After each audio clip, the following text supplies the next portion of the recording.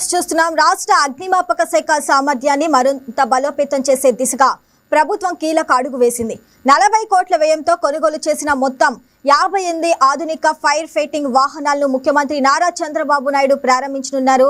ఈ కొత్త వాహనాల్లో 25 అధునాతన ఫైర్ ఫైటింగ్ వాహనాలు, 20 వాటర్ బ్లౌజర్లు, 13 quick response multipurpose fire fighting వాహనాలు ఉన్నాయి. గ్రామీణ అటవీ ప్రాంతాల్లో అత్యవసర పరిస్థితులను సమర్థంగా ఎదుర్కొనేందుకు 25 అధునాతన ఫైర్ ఫైటింగ్ వాహనాలను అందుబాటులోకి తీసుకువచ్చారు. పెద్ద అగ్ని ప్రమాదాల సమయంలో నిరంతర నీటి సరఫరా కోసం 20 వాటర్ బ్లౌజర్లను వినియోగించనున్నారు. అలాగే ఇరుకైన రద్దీ ప్రాంతాల్లో వేగంగా ఘటనా స్థలికి చేరుకొని సహాయక చర్యలు చేపట్టేందుకు 13 quick response multipurpose fire fighting వాహనాలను ప్రవేశపెట్టారు. ఇప్పటికే తొలి దశలో 33 కోట్ల వ్యయంతో 65 ఫైర్ ఫైటింగ్ వాహనాలను ప్రభుత్వం అగ్నిమాపక శాఖకు అందుబాటులోకి తీసుకొచ్చింది. తాజాగా వాహనాల చేరికతో రాష్ట్రంలో అగ్నిమాపక సేవల సామర్థ్యం మరింత పెరిగి అత్యవసర పరిస్థితిలో వేగవంతమైన స్పందనకు అవకాశం కలగనుంది.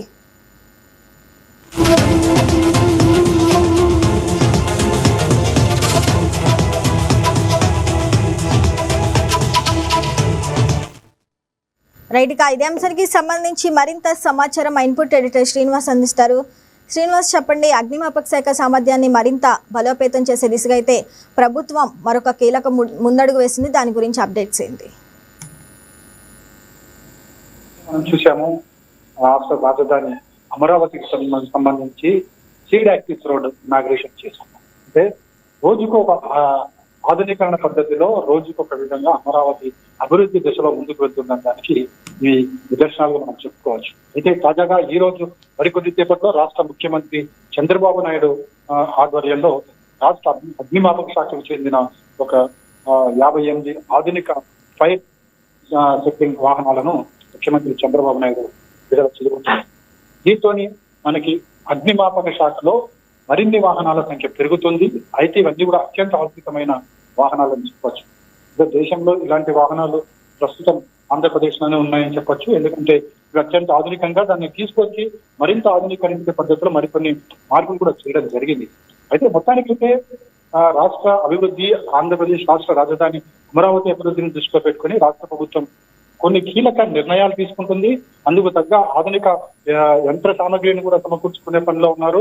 అందులో భాగంగానే అగ్నిమాపక శాఖకు ఈ వాహనాలన్నీ కూడా తీసుకోవడం జరిగింది. వీటికి సంబంధించి చూసుకుంటే కనుక ఈ 58 అగ్నిమాపక వాహనాలకు సంబంధించి, ఆధునిక వాహనాలకు సంబంధించి 40 కోట్ల రూపాయలు రాష్ట్ర ప్రభుత్వం ఇప్పటికే వెచ్చించడం జరిగింది. ఇందులో చూసుకుంటే కనుక 25 అధునాతన ఫైర్ ఫైటింగ్ వాహనాలు. అంటే మనకి ప్రస్తుతం ఏదైతే అమరావతి నగరంలో బహుళ అంతస్తుల భవనం చాలా ఎక్కువగా ఉంది, అంటే పెరుగుతున్నాయి. భవిష్యత్తులో ఇంకా రాష్ట్ర రాజధాని అమరావతి పూర్తి దశలో ఏదైతే ముఖ్యమంత్రి చంద్రబాబు నాయుడు పెట్టిన టార్గెట్ ఏదైతుందో 2028 నాటికి అమరావతిని పూర్తి స్థాయిలో నిర్మించాలి అనే విధంగా ఏదైతే పెట్టుకున్నారో దీనికి సంబంధించి క్వాంటమ్ వ్యాలీ కావచ్చు, లేకపోతే రాజధానిలో నిర్మిస్తున్న బహుళ అంతస్తుల భవనాలు కావచ్చు, వాటికి తగ్గట్టుగానే ఈ ఫైర్ సేఫ్టీ వాహనాలు కూడా రూపొందించడం జరుగుతుంది. ఆ విధంగా కూడా అలాంటి వాహనాలను తీసుకురావడం జరిగింది. ఎందుకంటే రాబోయే రోజుల్లో మనకి 10+ పైననే ఈ భవనాలు, అంటే అపార్ట్మెంట్ కావచ్చు, ఫ్లాట్స్ కావచ్చు నిర్మాణం జరగబోతుందో ఆ స్థాయిలో ఆ పై వరకు వెళ్లే ఏవైతే ల్యాడర్స్ కలిగిన అగ్నిమాపక వాహనాలతో అటువంటి వాటిని రాష్ట్ర ప్రభుత్వం పర్చేస్ చేసింది. సో ఈ వాహనాలు కూడా అందుబాటులోకి వస్తే కనుక రాష్ట్రానికి సంబంధించి, ఆంధ్రప్రదేశ్ సంబంధించి కావచ్చు, అదేవిధంగా అమరావతి రాజధానికి సంబంధించి కావచ్చు, అగ్నిమాపకం అంటే అగ్ని ప్రమాదాలు ఎక్కడ జరిగినా వెంటనే ఇవి ఆ వాహనాలు అక్కడ చేరుకోవడము, తగిన నష్టాన్ని పూర్తి స్థాయిలో తగ్గించలేకపోయినా నష్టం జరగకుండా కాపాడుకునేందుకు ఈ వాహనాలు చాలా ఉపయోగపడబోతున్నాయి.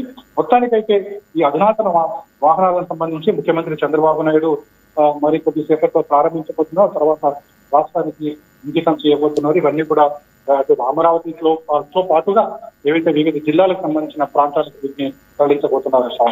శ్రీనివాస్, మరి 13 క్విక్ రెస్పాన్స్ మల్టీపర్పస్ వాహనాల ప్రత్యేకత ఏంటి అసలు? ఒకటి, ఈ మల్టీపర్పస్ వాహనాలు ఏవైతే ఇవన్నీ కూడా చాలా ఆధునికరమైన వాహనాలు. ఎందుకంటే మనం ముందే చెప్పాము, ఏదైతే బహుళ అంతస్తుల భవనాలు వస్తున్నాయి. సో బహుళ అంతస్తుల భవనాల్లో అగ్ని ప్రమాదాలు జరిగినప్పుడు ఆ స్థాయికి లోపల నుంచి వెళ్ళలేరు కాబట్టి బయట నుంచి ఆ లెవెల్కి వెళ్ళగలగాలి, అన్ని అంతస్తులు చేరుకోగలగాలనుకున్నప్పుడు ఇలాంటి వాహనాలు మనకు చాలా ఉపయోగపడతాయి. ఎందుకంటే వాటిలో ల్యాడర్ అనేది ఏది ఉంటుందో అది చాలా ఎత్తు వరకు వెళ్ళే అవకాశం ఉంటుంది. సో అలాంటి వాడు ఉండడం వల్ల అగ్ని ప్రమాదం సంభవించినప్పుడు నష్టాన్ని తక్కువ చేయవచ్చు. ముఖ్యంగా ప్రాణ నష్టం జరగకుండా అందులో ఉన్న జనాలను రక్షించేందుకు ఇవి చాలా తొందరగా ఉపయోగపడుతుంటాయి. అంటే రైతు నుంచి లోపలికి ఇంటి వెళ్ళడానికి చాలా ఈజీ ప్రాసెస్ గా ఈ వాహనాలు ఉపయోగపడతాయి. కాబట్టి ఇవన్నీ కూడా మంచిపడతాయి. పక్క వాటిని రక్షించాలి, కింద దించాలి, అదేవిధంగా లోపలికి వెళ్ళి అక్కడ కాపాడాలి, అదేవిధంగా ఆస్తి నష్టం జరగకుండా కాపాడాలి. ఇవన్నీ కూడా ఈ ఆధునిక వాహనాలు ఏవైతే ఇవి చాలా ఉపయోగకరంగా ఉంటాయి. ఎందుకంటే ఆ దేశంలో చాలా నగరాల్లో వీటిని ఉపయోగిస్తున్నారు. కానీ మన దగ్గర తీసుకొచ్చిన వాహనాలు ఇవి అత్యంత ఆధునికంగా మరింత ఆధునికమైన వాహనాలు కాబట్టి ఈ మరింతగా ఫైర్ సేఫ్టీ ప్రజలకు అందించే ఉంటుంది. కాబట్టి రాష్ట్ర ప్రభుత్వం వీటిని తీసుకోవడం జరిగింది. అంటే శ్రీనివాస్, రద్దీ ఇరుకైన ప్రాంతాల్లో ఈ వాహనాలు ఎంత వేగంగా స్పందించగలవంటారు?